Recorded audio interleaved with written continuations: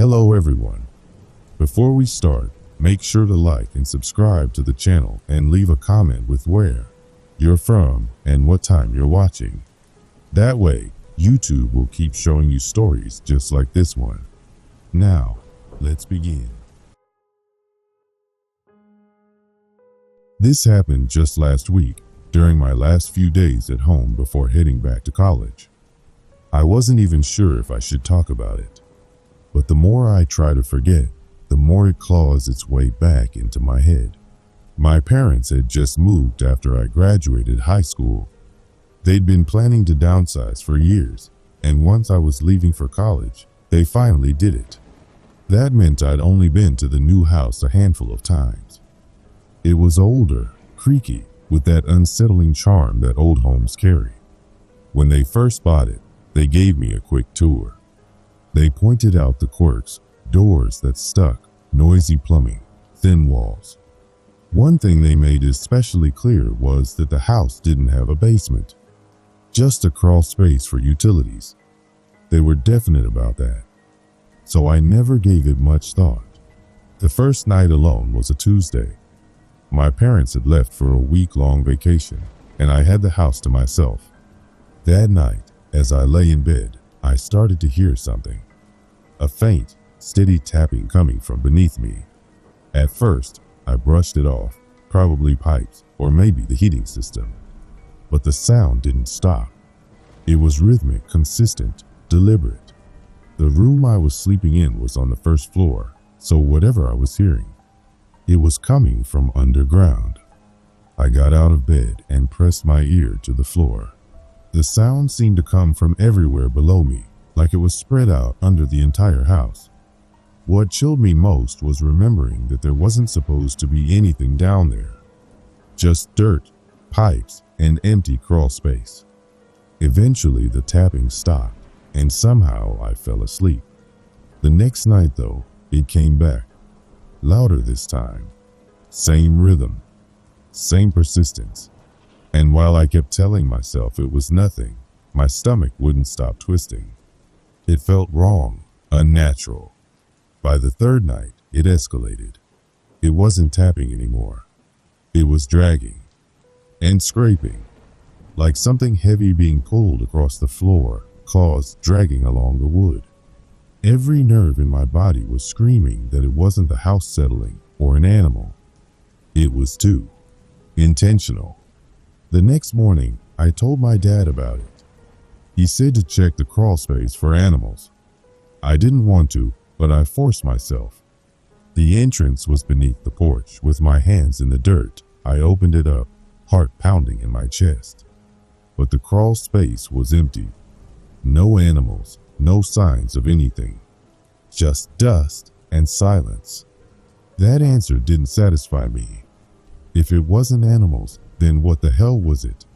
Later that day, I walked the perimeter of the house. That's when I saw it, a pile of old construction materials stacked against one wall. I'd noticed it before, but never thought much of it. This time, something told me to move it. When I did, my blood ran cold. Hidden behind the lumber and tarps was a storm door, sealed, painted over, forgotten. My parents swore the house had no basement, but here was the proof they were wrong. I opened the door, and a chill drifted up from the dark below. Concrete steps led downward into shadow. I didn't want to go in. Every part of me was telling me not to, but curiosity, or maybe fear, pushed me. The moment my feet hit the bottom, I knew something was horribly wrong. There were food containers scattered on the ground. Empty cans, plastic wrappers. Someone had been living there. But that wasn't the worst part. The walls were covered in markings. Scratches that looked like tallies carved into the beams. And drawings. Distorted, twisted sketches of people and animals, mutilated, grotesque. Symbols I didn't understand. Some of them looked almost demonic. I didn't stay long. I ran back upstairs and slammed the storm door shut. My hands were shaking as I called my parents. They were stunned, insisting they had no idea the house even had a basement, let alone that someone was living in it. My dad told me over and over to make sure no one was down there. I said I was sure, but I wasn't. Not really. That night, I bought a heavy-duty padlock and secured the storm door. For the first time in days, I thought maybe I could sleep, but I was wrong. At around 2 a.m., I woke to the sound of banging. Aggressive, violent banging. It was coming from outside, from the storm door. Whoever had been living down there was back, and they wanted in. The banging grew louder, faster. The metal rattled as though the hinges would rip off. I froze. My heart slammed against my ribs so hard it hurt. Then, silence. I crept to the window, my breath shallow, and looked out. That's when I saw it. A figure, sprinting across the yard, swallowed by the darkness. I couldn't make out details, just the way it moved, fast, desperate. The sight sent ice through my veins. The police came later and searched the house, even the basement. But of course, they found nothing. They told me they'd keep an eye on the area, but I could tell they didn't really believe me. My parents rushed home the next day, and I left for college as planned. They told me everything would be fine now, but I can't shake the image of those markings. I keep wondering, how long had that person been down there? What were the tallies for? Why those drawings? It's been a few days since then, but every time I close my eyes, I hear the scraping beneath the floor. And I can't stop thinking about the banging on the storm door, because whoever that was, they're still out there, and they know exactly where my parents live.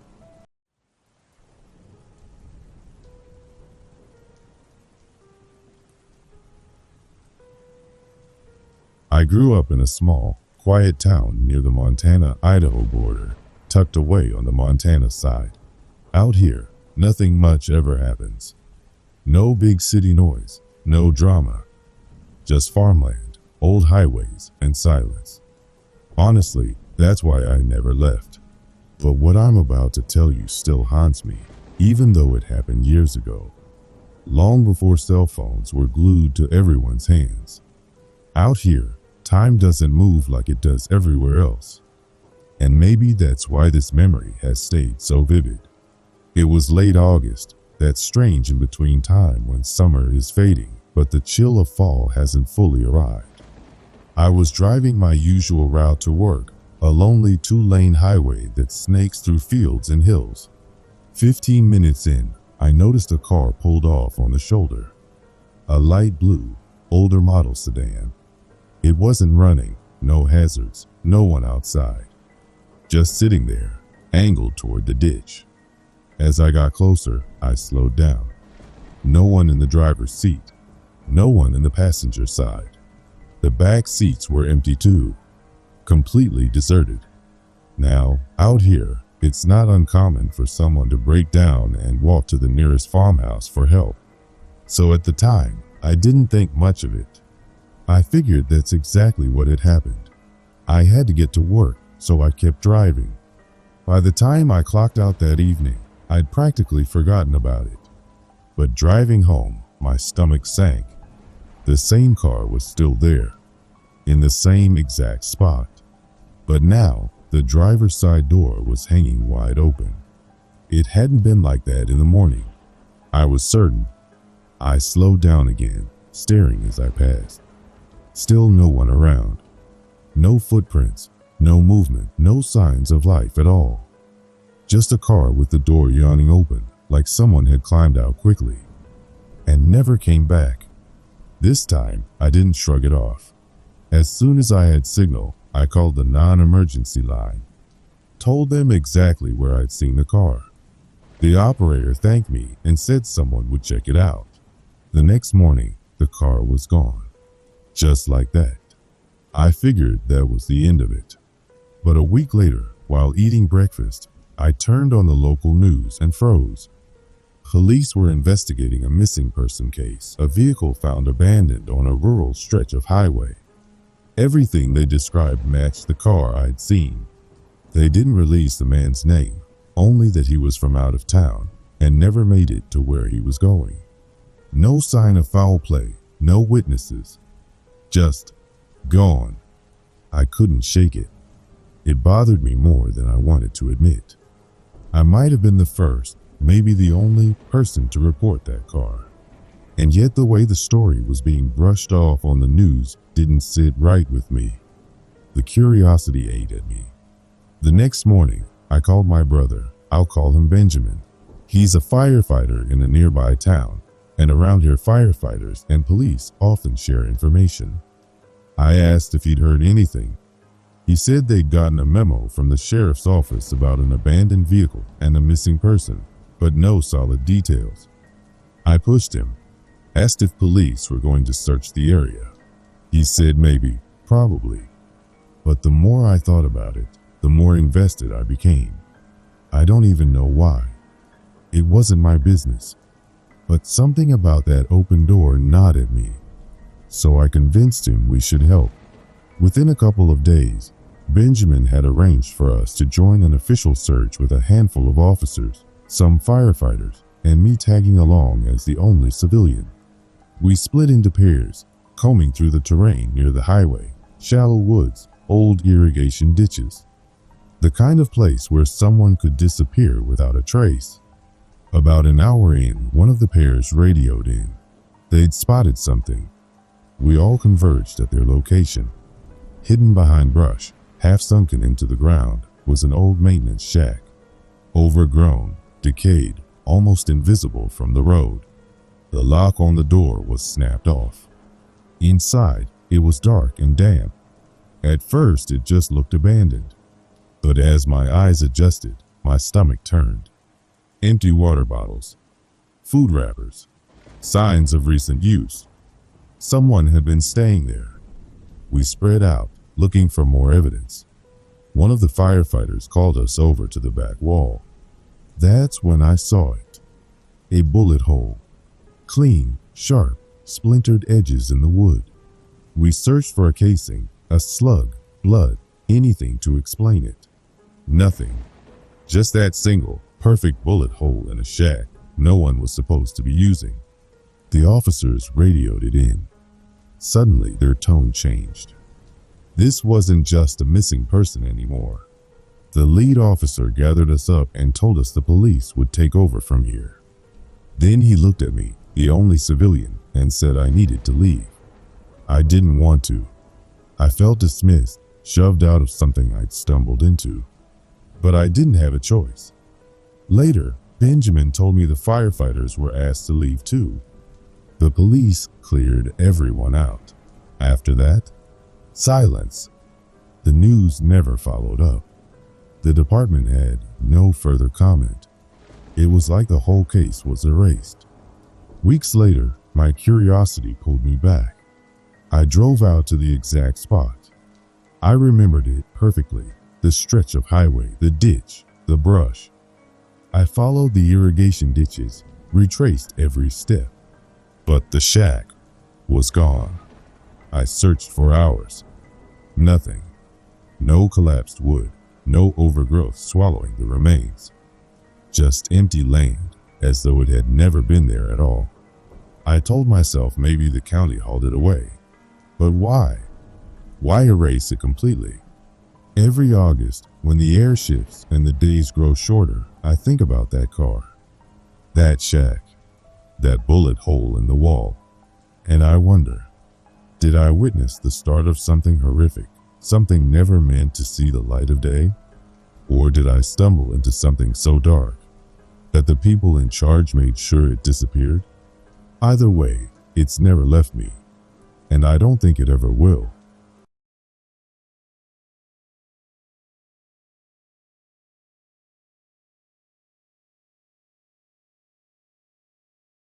Last August changed me in ways I never thought possible.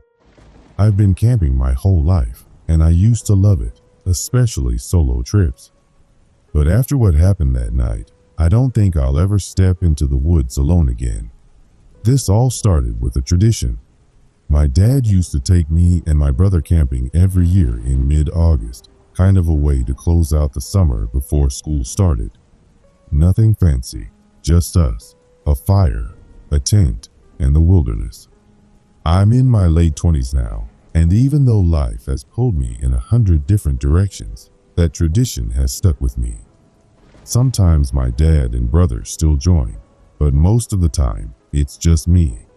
My girlfriend hates camping. She thinks the woods are creepy and boring. So I usually go solo, and honestly, I've always loved the solitude. For this trip, I picked out a random spot I found on Google Maps. It wasn't an official campsite, not even close.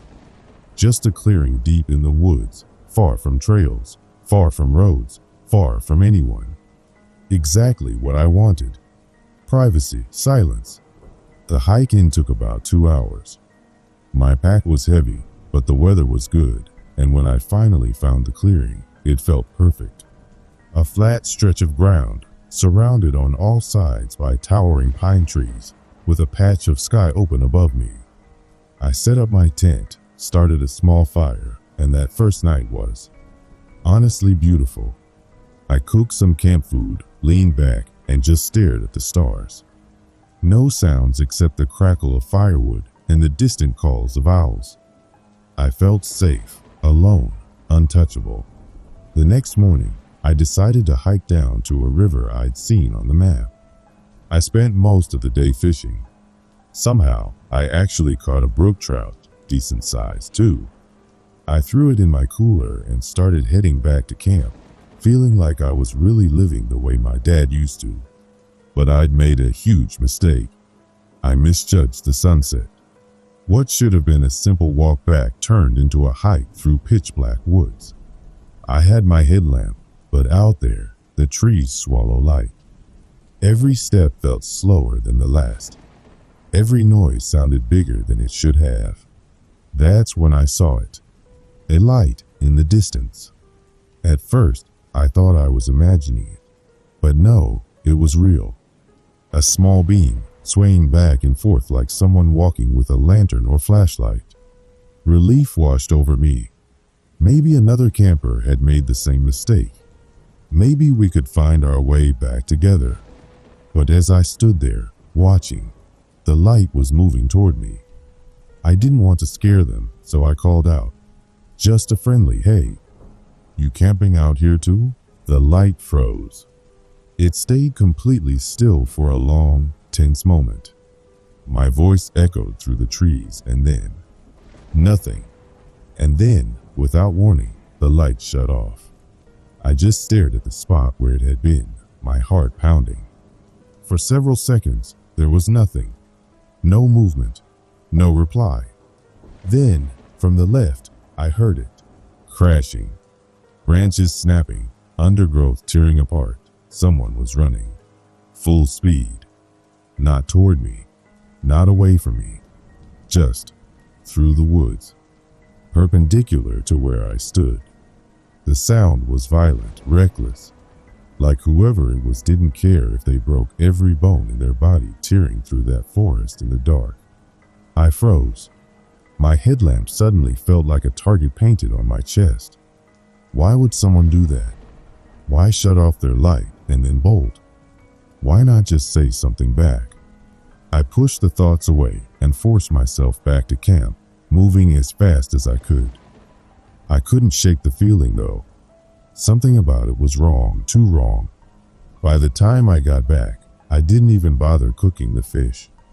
I sat in my tent, ate dry rations, and tried to read by flashlight. But every little noise outside made me flinch. Eventually, I fell asleep. I don't know what woke me, but I know why I stayed awake.